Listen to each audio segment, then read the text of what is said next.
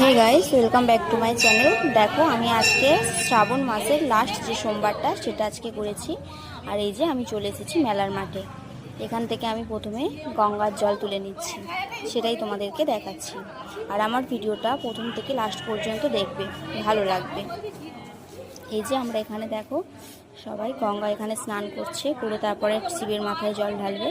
তো আমি আগে থেকেই স্নান বাড়িতে সেরে এসেছিলাম, সেই জন্য এখান থেকে জল তুলে নিচ্ছি। এই যে জল তুলে নিয়ে আমি চলে যাচ্ছি। আমাকে কেমন লাগছে তোমরা কিন্তু অবশ্যই কমেন্ট করে জানাবে।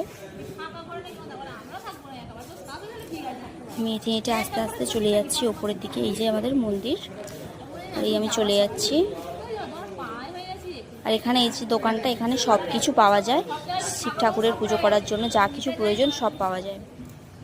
আর এই যে চলে এসেছি আমি মন্দিরের মধ্যে। এই যে উঠে পড়ছি আমি।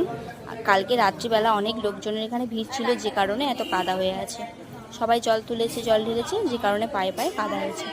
আমি এই চলে যাচ্ছি জল ঢালতে বাবার মাথায়।